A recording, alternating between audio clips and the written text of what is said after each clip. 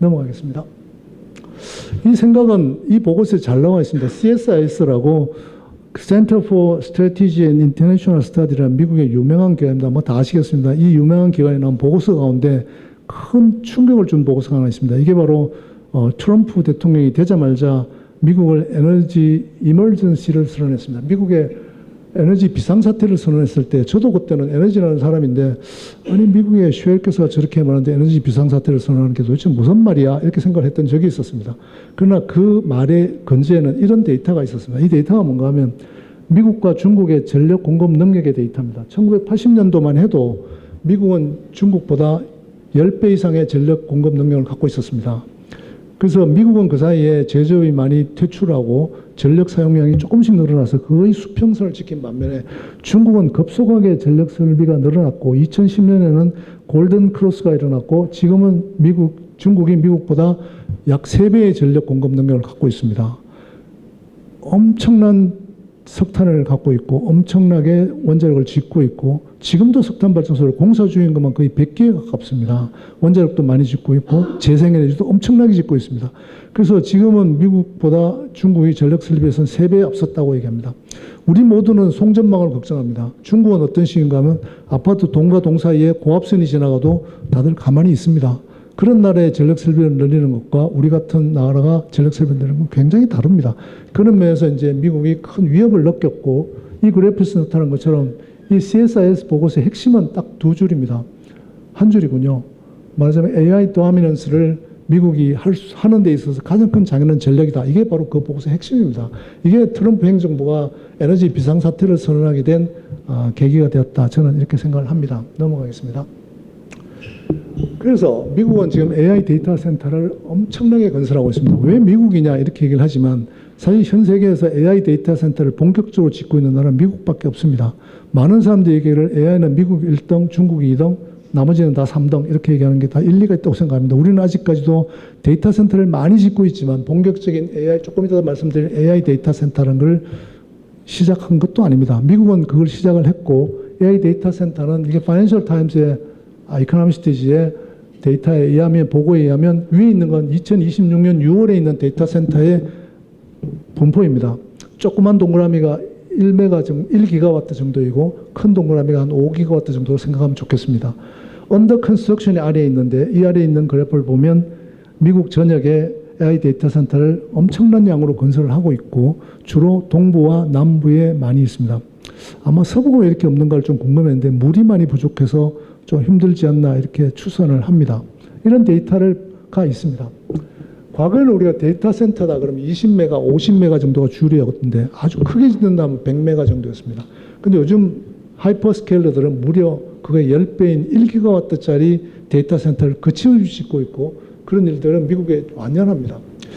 우리도 지금 반도체 팹 때문에 사실은 전력 문제가 굉장히 심각하게 될 것이고 많은 전기를 공급해야 된다고 얘기를 합니다. 반도체 팹도 공조를 한다든가 식각을 한다든가 하는 모든 공정에서 전기가 엄청나게 필요하더라고요. 그런 면에서 아주 비슷합니다. 우리는 지금 반도체 때문에 이런 얘기를 하고 있지만 곧 이어서 아마 데이터 센터 때문에 더 많은 전기가 필요한 세상을 맞이하게 될 것이고 거기에서 어떤 일이 일어나고 있는지는 미국의 일을 보면 곧 우리가 한 2, 3년 후에 어떤 일을 맞이할 것이다 하는 것을 깨달을 수 있기 때문에 그런 데이터를 보고 있는 중입니다. 일부 빅테크들이 구상하는 부지는 단일 전력 요구량이 1기가와트를 초과하는 기가 사이트를 지금 생각을 하고 있고 빅테크가 폭발적으로 투자가 증가하고 있다. 맥킨지 보고서에 의하면 엄청난 양의 돈이 투입될 예정이라고 합니다. 보고서마다 조금씩 다르기 때문에 뭐라고 얘기할 수 없지만 한 가지 명확한 것은 엄청나게 많은 데이터 센터를 짓고 있는 게 지금 현재 미국의 실정이다 이렇게 생각할 수 있습니다. 넘어가겠습니다. AI 데이터 센터라는 걸 조금 더 이해해야 됩니다. 저도 경제학을 했기 때문에 문과 출신이기 때문에 많이 부족합니다만 저도 이것 때문에 도대체 왜 그렇게 전기가 필요한가, 뭐가 필요한가에 대한 어떤 공부를 좀 해봤습니다. 그거에 의하면 AI 데이터 센터는 엄청난 자원이 필요한 산업이다 이렇게 얘기할 수 있습니다. 우리가 LLM 추론을 하게 되면 질문을 하면 컴퓨터가 곧 아주 멋있는 답을 주니까 쉽게 하나보다 싶겠지만 거기에는 AI 데이터 센터의 컴퓨팅 파워라는 게 뒤에 있어야 한다는 겁니다. 이세돌이를 밥만 먹으면 바둑 둘 수 있지만 이세돌이를 대항했던 AI는 엄청나게 많은 컴퓨터 뒤에 있었다는 겁니다. 그 컴퓨터는 많은 자원을 요구합니다. 뭐 데이터 센터를 짓기 위해서는 콘크리트도 필요하고 철근도 필요하겠죠. 물리적으로 엄청난 그런 설비가 건설돼 있어야 되고, 데이터 센터는 무려 수십만 개의 GPU와 CPU 그리고 메모리라는 이런 형태의 세트가 있어서 이게 생각하는 컴퓨팅에 대한 어떤 기본적인 설비이고, 이거를 하는 과정에 있다, 이렇게 얘기할 수 있습니다. 여기에는 막대한 자금도 들어가겠지만 물리적으로는 다량의 실리콘이나 구리나 아니면 히토류 같은 것들이 들어가게 되어 있습니다. 만드는 데까지는 그렇다 하더라도 이걸 돌려서 쓰려면 막대한 양의 전기가 소모됩니다. 어떻게 돌리나요? 24시간 쉴 새 없이 돌려야 합니다. 전기를 공급하려면 방대한 규모의 발전소, 송전망, 변압기, 차단기, 전선이 준비되어 있어야 합니다. 전 세계 모든 발전 가스 터빈을 만드는 곳, 변압기를 만드는 곳, 전선을 만드는 곳, 차단기를 만드는 곳, 송전 설비를 만드는 곳들이 지금 전부 다 주문이 5년차가 다 차 있습니다. 우리나라의 기업들도 이와 관련된 기업들은 아주 지금 굉장히 잘 나갑니다. 주가가 10배 이상 올랐습니다. 왜? 주문이 쏟아져 들어오니까 그런 겁니다. 뿐만 아니라 폭주하는 열을 하기 위해서는 다량의 냉각수가 필요한 것으로 알려지고 있습니다. 넘어가겠습니다. 이런 세트를 한번 생각해 봅시다. CPU와 GPU와 우리가 좋아하는 HBM으로 인한 이런 세트가 뭐에 쓰는가 하는 겁니다. 이 GPU 한 개가 어떤 전력을 쓰느냐 하는 건데, 데이터에만 1000W 정도를 쓴다고 합니다. 1000W라는 게 어느 정도 하면 여러분들 주머니에 있는 핸드폰이 15Wh 정도의 배터리를 쓰고 있습니다. 따라서 10시간 쓴다면 우리는 한 1.5W 정도를 매시간 쓰고 있습니다. 지금 현재 돌아가는 정이 1.5W입니다. 근데 GPU는 동전만 한데 이 GPU가 무려 1000W를 쓴다고 합니다. 1000W면 어느 정도인가 하면 뭐 쉽게 얘기하면 다리미 하나 정도입니다. 다리미 작은 거 하나 정도가 1000W입니다. 여러분들이 다리미 꽂아서 주머니에 넣고 다니면 어떻게 될까요?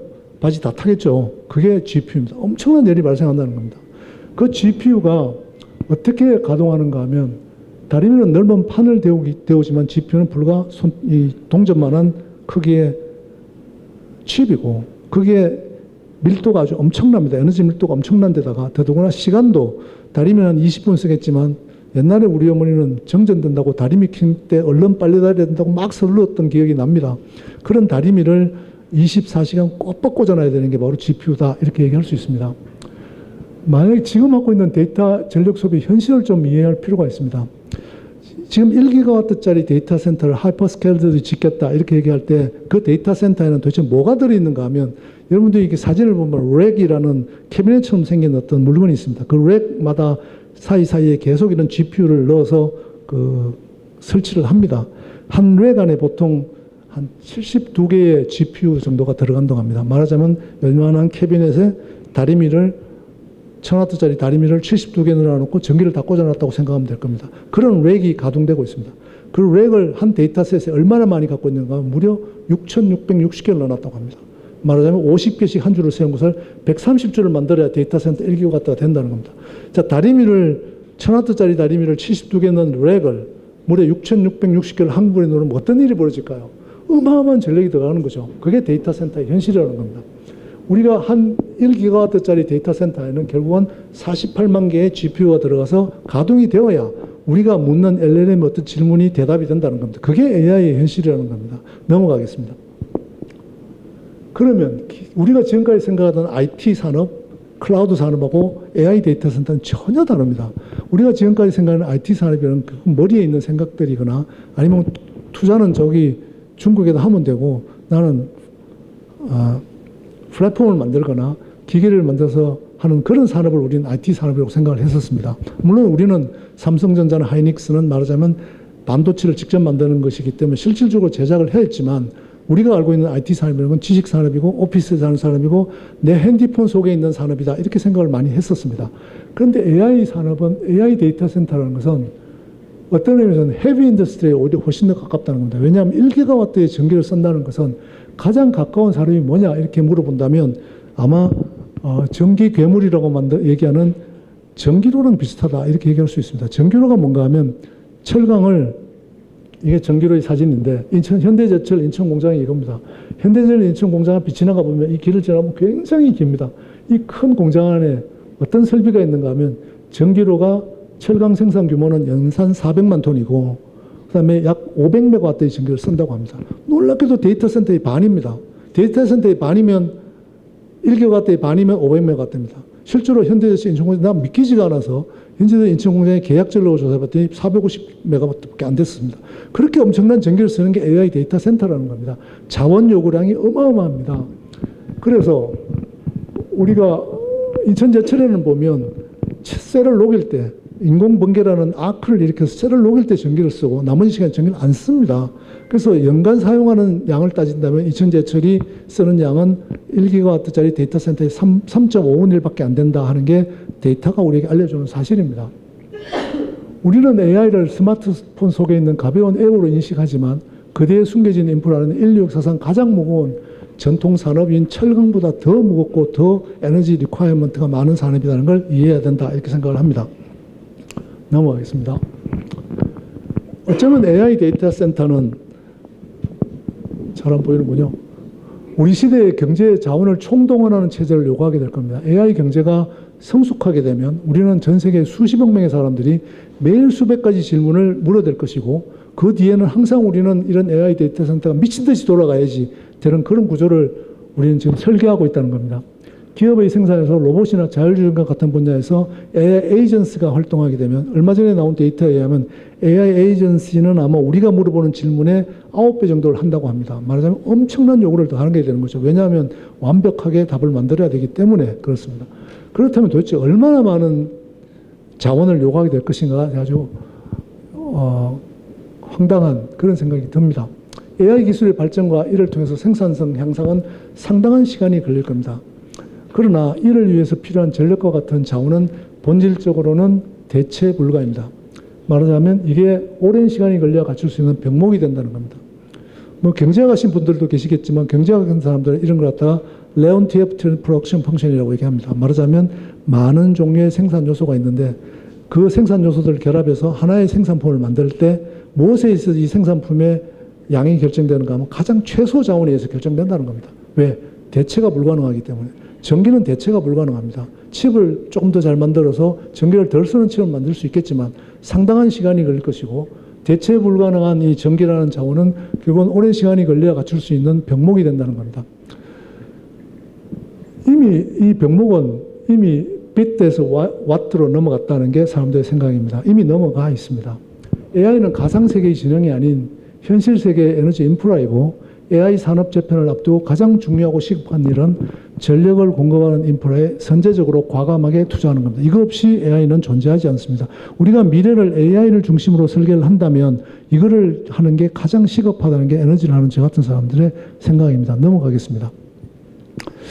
전기는 과거에 우리는 그냥 발전소만 지으면 되는 줄 알았습니다.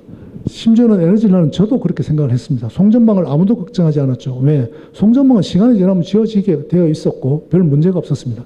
근데 이번에 알고 보니까 전기는 발전소만 지어갖고 되는 게 아니고 아주 고압의 전기를 변전을 하고 고압선을 통해서 또 철도용으로 뭐 공장으로 보내고 그 과정에는 많은 발전기도 필요하겠지만 케이블과 송전 철탑도 필요하고 변압기와 개표 장치와 피레기도 필요하고 그걸 다시 전압을 더 낮춰서 변전소도 필요하고 주상 변압기와 선로 개폐기, 지중 케이블 같은 것들이 엄청나게 필요하다는 겁니다.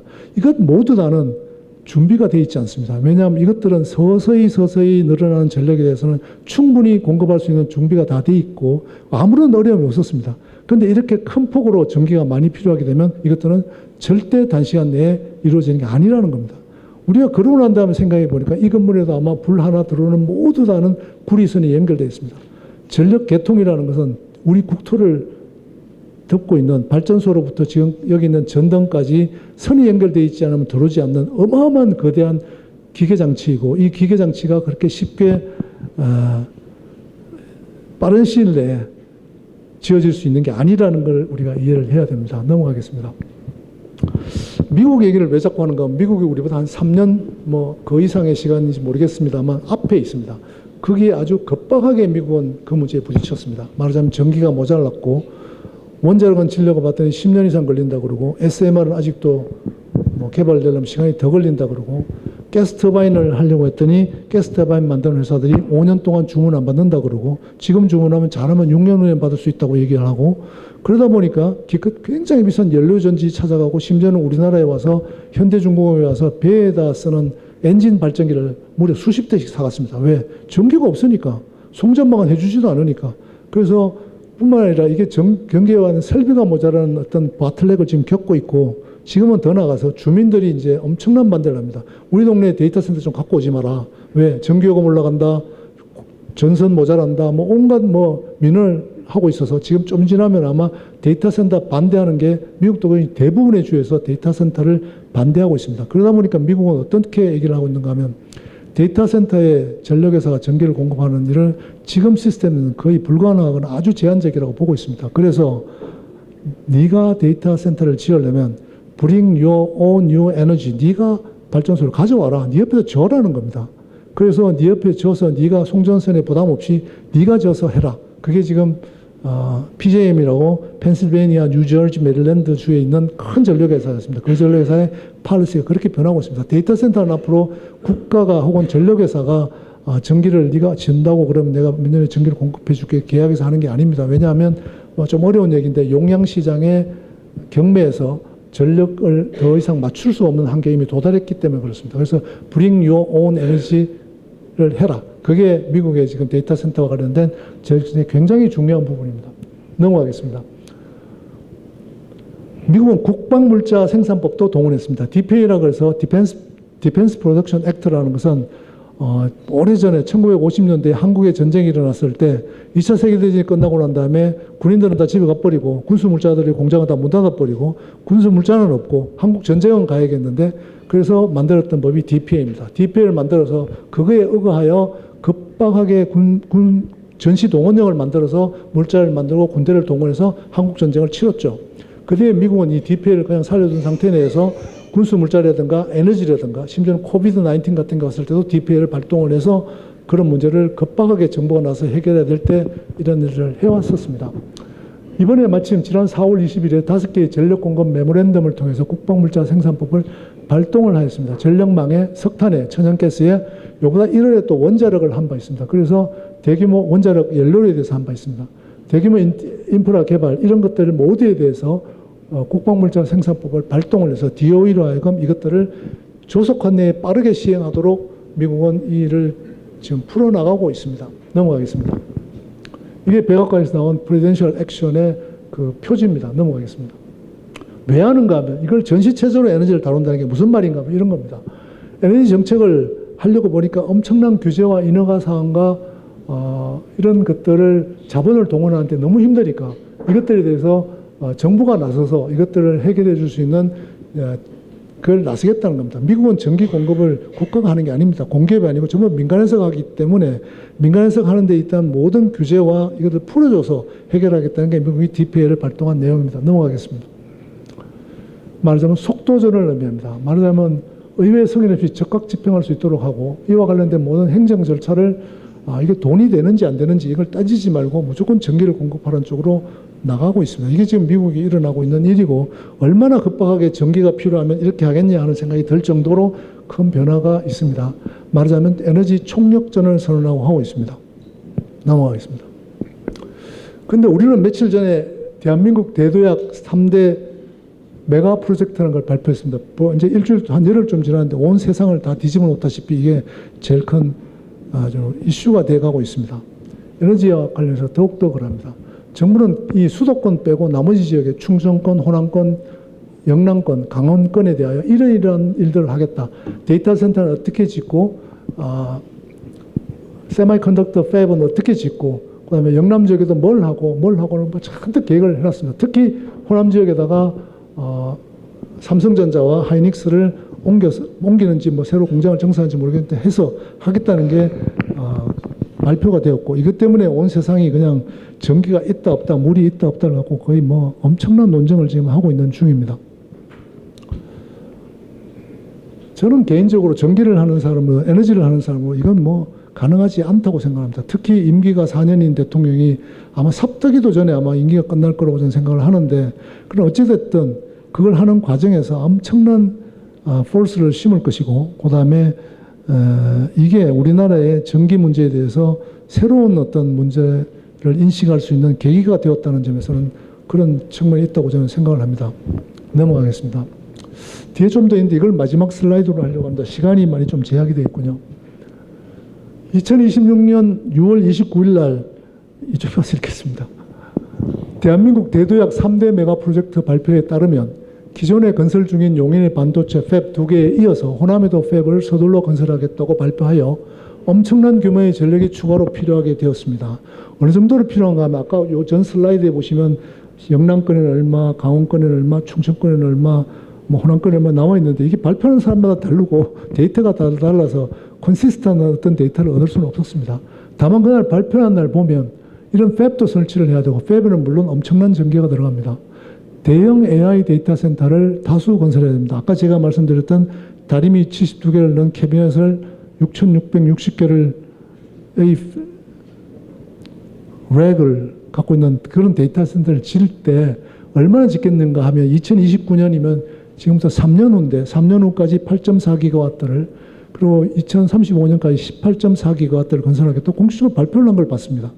이건 참으로 놀라운 숫자입니다. 왜냐하면 이걸 우리가 이 시간까지 공급할 수 있는 방법은 내가 알기로는 없습니다. 원자력 관수 지금부터 아무리 마음먹어도 얼마 전에 영덕과 기장에 제가 어쩌다 보니까 그 부지 선정위원회 위원장이었는데 그 하는 과정을 거치면서 느낀 게 그 부지 선정하는데 몇 년 걸렸습니다. 근데 그거를 지어서 이 문제를 해결하는 2035년까지 절대로 할 수가 없습니다. 이 놀라운 계획을 진짜로 실행한다면 어떻게 해야 되는가 하면 호남에 반도체 팹을 추가하고 AI 데이터 센터를 전국 각지에 짓는 데는 엄청난 작업만 필요한 게 아닙니다. 무엇보다 전력 설비를 대폭 확대해야 되는 게 시급합니다. 말하자면 그린 트랜스포메이션에서 AI 트랜스포메이션으로 에너지 정책이 정반대의 방향으로 전환해야 함을 의미합니다. 말하자면 우리가 그린도 하고 AI도 전력 공급하고 이 두 개 한다는 것에 대해서 we cannot have both입니다. 절대로 같이 할 수 없다. 하나는 버려야 됩니다. 뭐가 더 중요한가에 대한 어떤 국가적 판단을 해야 됩니다. 우리가 미래를 생각해서 전기를 공급하는 일을 해서 AI 데이터, AI와 관련된 추세는 반도체와 관련된 이런 추세는 어쩌면 우리가 이상한 나라의 앨리스는 붉은 여왕과 비슷합니다. 왜 하는지 사실 잘 모릅니다. 남들이 다 하니까 남이 다 하는데 내가 안 하면 나만 뒤처지고 나만 죽으니까 할 수 없이 하는지 모르겠어요. 이거 결과가 어떻게 될지 모르겠지만 이미 전 세상은 붉은 여왕처럼 미친 듯이 AI의 한 방향으로 좀 뛰어가고 있습니다. 그때 우리가 안 하겠다면 모르겠지만 한다면 안 하고 그냥 우리는 그냥 NDC라는 지금까지 되지도 않았던 NDC 지키기 위해서 에너지 정책을 이렇게 갈 거냐, 태양광이나 늘리고 이렇게 갈 거냐, 아니면 새로운 방향의 전기를 준비하는 일을 할 거냐에 대한 중대한 선택의 기로에 우리 사회가 지금 있다고 생각을 합니다. 이게 뭘 의미하는가 하면 구체적으로 얘기하면 이런 얘기입니다. 태양광을 대폭 늘리려는 계획을 적극 손을 떼야 됩니다. 태양광이 어떤 건가를 조금 잠깐 말씀드리겠습니다. 태양광 좋은 에너지입니다. 과거에 우리가 CO2가 걱정이 될 때는 태양광은 아주 좋은 수단이었습니다. 말하자면 좀 비싸지만 깨끗하고 멋있는 놈이었습니다. 그리고 화석 에너지를 주는데 도움도 좀 됐고 우리가 한 10% 미만의 태양광을 가질 때는 그래도 운영이 가능합니다. 벌써 호남 지역에 가면 태양광 다 출력 제어하고 있습니다. 왜? 이미 10%를 넘어서 운영을 할 수, 개통에 너무 큰 영향을 할 수가 없는 겁니다. 이게 만약에 20%, 30% 올라가면 개통에 심각한 영향을 주기 때문에 태양광은 이 정도 선에서 멈춰야 됩니다. 근데 이 정부는 여전히 2030년까지 100기가와트를 하겠다고 엄청난 포부를 밝히고 있고 지금도 하고 있습니다. 당장 건다야 됩니다. 말하자면 태양광은 과거에는 아주 좀 비싸지만 멋있고 깨끗한 놈이었는데 지금 AI의 전력을 공급하는 말하자면 24시간 공급하는 사람들의 입장에서 봤을 때는 비싸기만 하고 전력 공급은 순 낡은 달이라는 겁니다. 말하자면 내가 필요할 때 안 들어오는 겁니다. 내가 필요하지 않을 때 막 쏟아져 들어오고 내가 필요할 때는 안 들어오는 전기를 갖고 우리는 데이터 센터를 할 수가 없습니다.